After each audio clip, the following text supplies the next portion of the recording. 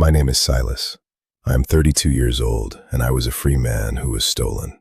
Not kidnapped in the dark of an alley, stolen in broad daylight off the streets of Philadelphia, Pennsylvania, by men with papers that said I belonged to someone else. Men who looked me in the eye and smiled while they chained my wrists. I was a carpenter. I knew the weight of oak, the smell of fresh cedar, the way walnut grain runs deep and honest. But none of that mattered in Natchez, Mississippi in the summer of 1858. What mattered was the color of my skin. And on that plantation, under that merciless sun, I became property. But I need to tell you something. What happened to me inside that place, inside that cabin on the edge of the forest, is something I have never fully spoken aloud until now. Before I tell you what happened inside that cabin, I need to ask you something. Because this story, the one I am about to finish telling you, sat inside my chest for years before I found the words for it. And I know that some of you watching right now have carried something similar. A weight that no one around you could see, a cage that had no visible bars. If that means something to you, if you have ever felt owned by a life you did not choose, please tell me where you are watching from. Drop it in the comments right now. Just your city, your state, your country. That small thing matters more than you know. And if you want to stay with me until the end of this story, because I promise you what happened in that cabin will surprise you, press subscribe. It is free, and for my family, it means everything. It is how we keep the lights on. It is how my children eat. Now let me take you back to Mississippi, because the worst and the most extraordinary part is still ahead. There is a part of the story that will surprise you, not because it is impossible, but because it is true.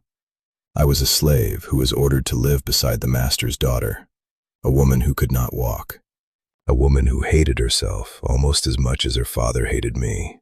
And somewhere in that strange, cruel arrangement, somewhere between the silence and the storms and the whispered pages of books read by candlelight, something neither of us expected began to grow.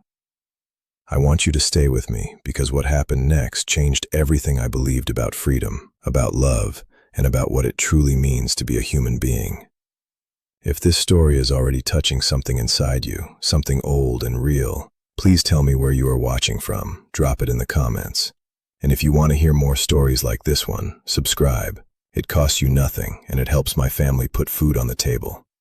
Now let me take you back to Mississippi. Natchez in August smells like wet earth and rot and something sweet that almost tricks you into forgetting where you are. The plantation stretched out like a wound across the land. Rows of cotton so white they hurt your eyes in the afternoon sun, and beyond them the dark line of the forest, thick and humid and full of sounds that never stopped. The cabin they gave me sat at the edge of that forest, half swallowed by Spanish moss that hung from the oak trees like the gray hair of old ghosts. The wood of the walls had warped from years of Mississippi rain. At night, the heat pressed down on everything like a hand that refused to lift. Fireflies blinked in the dark outside my one small window. They were the only beautiful thing about that place. I would lie on my cot and watch them and try to remember what Philadelphia felt like. The cobblestones, the cold wind off the Delaware River, the smell of my mother's kitchen. Every morning began before the sun. I rose in the dark, washed my face with water from a clay bowl, and walked the path to the main house to receive my orders from the overseer, a thin, pale man named Cutter, who wore his cruelty like a clean shirt, pressed and deliberate. My hands were valuable.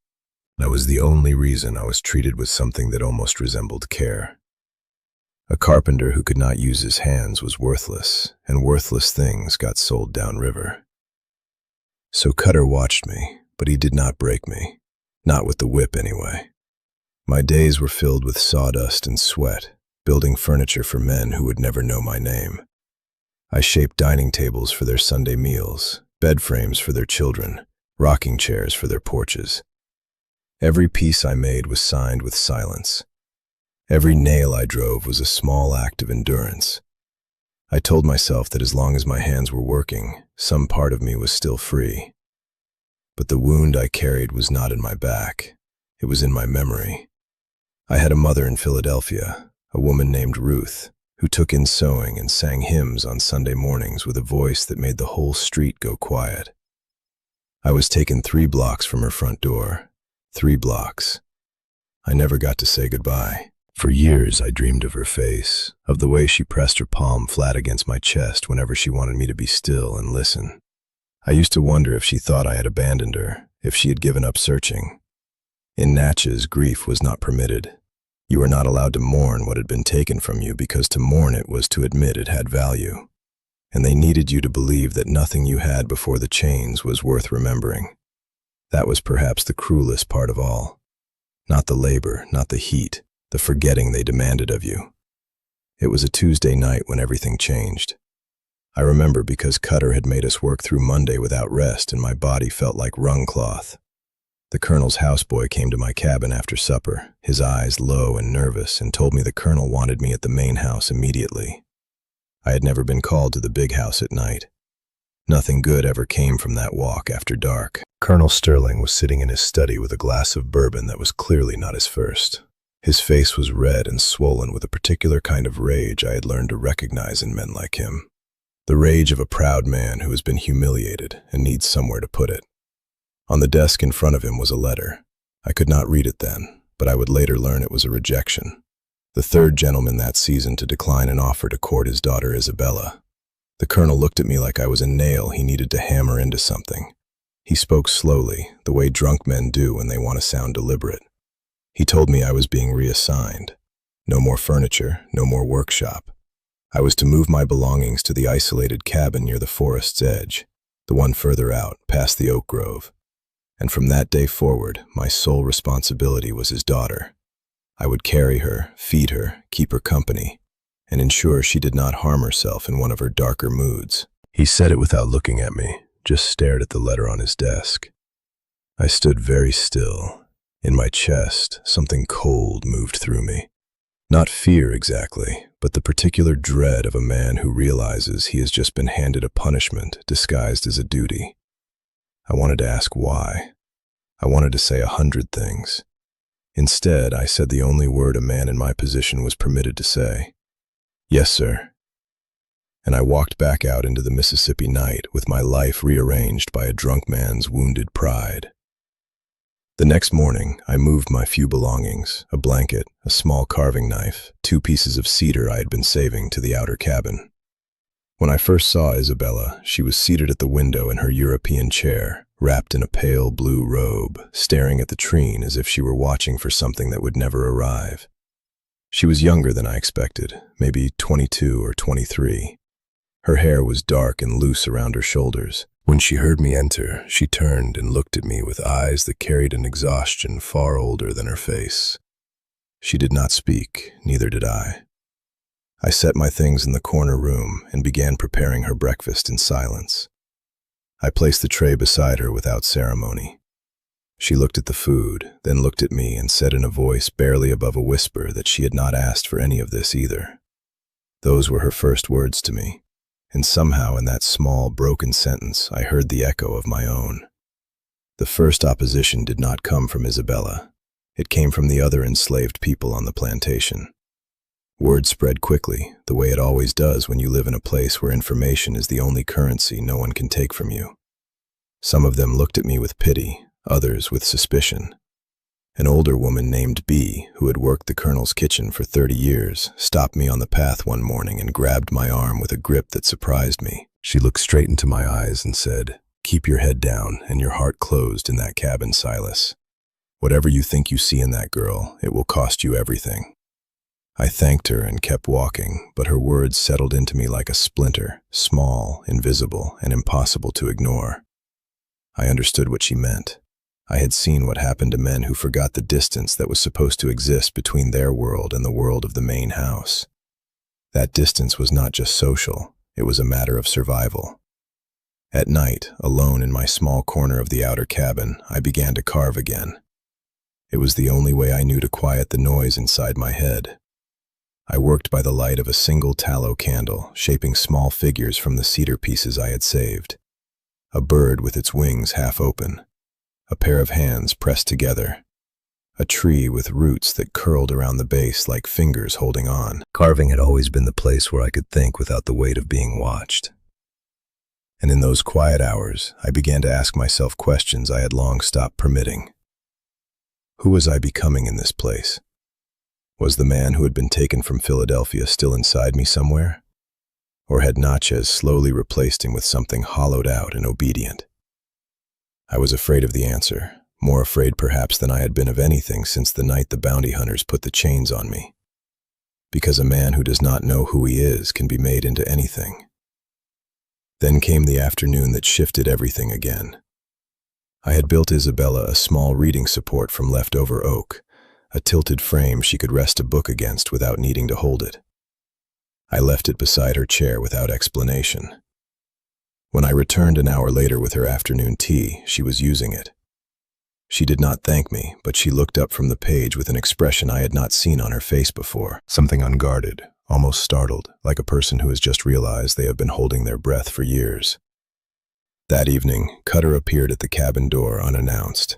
He looked around the room slowly, his eyes moving over the reading support, the small ramps I had begun carving into the doorway thresholds so her chair could move more freely. He said nothing for a long moment. Then he told me the colonel had been informed of my modifications, that I had made changes to the property without authorization. He smiled when he said it. That smile told me everything.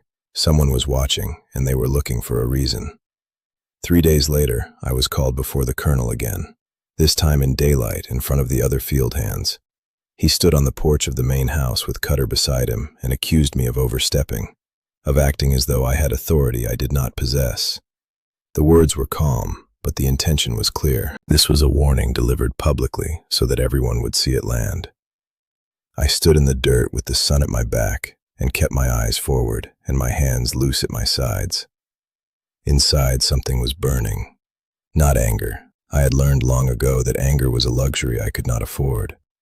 It was something quieter and more dangerous than anger. It was the recognition that no matter what I built, no matter how carefully I moved through that world, I was always one man's mood away from destruction. The colonel dismissed me with a wave. I walked back to the cabin. Isabella had heard everything through the open window. When I came through the door, her face was white and still, and she would not look at me for the rest of the day. That night was the longest I had spent since arriving at Natchez. I sat outside on the cabin step in the dark, listening to the forest breathe around me, and I felt something I had been fighting for years rise up through my chest without permission. It was grief, pure and old and enormous. I grieved for my mother. I grieved for the workshop I had owned in Philadelphia, small as it was, where I had swept my own floor and chosen my own hours. I grieved for the version of myself that had believed the world contained justice somewhere inside it. I pressed my back against the cabin wall and looked up at the sky through the oak branches. And I thought, if I disappeared into that forest tonight, if I simply walked and kept walking north, what would I lose? And then before I could stop it, the answer came. Not a list of consequences, just one image. Isabella, alone at her window with no reading support, no ramps, no one who had ever looked at her and seen something worth building for. I sat with that image for a long time. Then I went back inside. The revelation came on a wet October evening when the rain was hitting the cabin roof like 1,000 small accusations. Isabella had asked me to retrieve a box from the top shelf of her wardrobe. A plain cedar box. Nothing remarkable about it from the outside. When I lifted it down, the latch gave way and the contents spilled across the floor. Letters, dozens of them tied in bundles with faded ribbon. I began gathering them without looking, but one envelope stopped me cold. It was addressed in handwriting I did not recognize, but the name on the return was Philadelphia, Pennsylvania, and the date was 1855, 3 years after I had been taken. I looked at Isabella. She had gone very still. Her eyes were on the letters, and her face had lost all its color. She said nothing for a long moment. Then, in a voice so quiet I had to lean forward to hear it, she told me that her father had not always been the man I knew, that there had been a time before her illness, before her mother's death, when he had conducted business in the North in Philadelphia. She reached down and took one of the letters from my hand. She unfolded it slowly, as though she had done it many times before, and she read me a single passage. It was a business correspondence between Colonel Sterling and a man named Harrove, a bounty hunter operating out of Pennsylvania. The letter referenced the acquisition of a skilled carpenter, aged 20, apprehended near the waterfront district, acquired legally, it said, under the Fugitive Slave Act, documented and delivered. I stood in the middle of that cabin floor with the rain coming down outside, and I felt the floor shift beneath me. Not physically, but in the way that truth shifts everything when it finally arrives in full. The colonel had not simply purchased me at auction the way he claimed. He had ordered me specifically. Someone had watched me work in Philadelphia, had noted my skills, had reported back. I had not been randomly stolen. I had been chosen. And the man who chose me was the same man who had, without knowing it, placed me in that cabin beside his daughter. The cruelty of it was so complete it almost took my breath away. I stood there for a long time after Isabella finished reading. The letters were still scattered across the floor between us like the pieces of something that could never be reassembled. And then the weight of the choice I was facing settled onto my shoulders with a clarity that was almost unbearable. I could take those letters. I could find a way to get them to the right hands. Abolitionists, newspapermen, free black communities in the North who were documenting exactly these kinds of crimes. The letters were evidence, real, dated, signed evidence that Colonel Sterling had specifically ordered the kidnapping of a free man. It could mean my freedom. It could mean justice, the kind of justice I had stopped believing existed anywhere in this country. But it would also mean exposing Isabella. It would mean destroying whatever fragile peace she had constructed inside that cabin, inside herself. It would mean dragging her into a storm she had not chosen. And there was something else. Something I had not yet allowed myself to name directly. I did not want to leave her. I made my decisions slowly, the way you make decisions that you know will define you. Not in a single moment of courage, but across many small moments of honesty. I did not take the letters to anyone, not yet. Instead, I sat down across from Isabella on the floor of that cabin in the rain, and I told her the truth about who I was. Not the carpenter. Not the slave.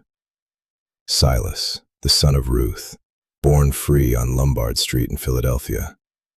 A man who had spent 4 years being slowly unmade by a system designed to convince him he was nothing.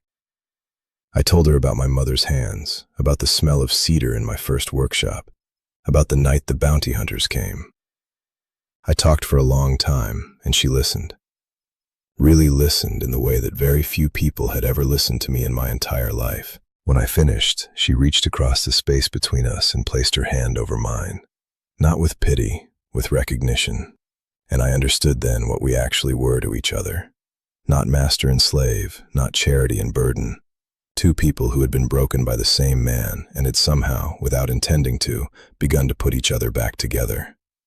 The confrontation came 6 weeks later on a Sunday morning when the plantation was quiet and the colonel had been drinking since before church.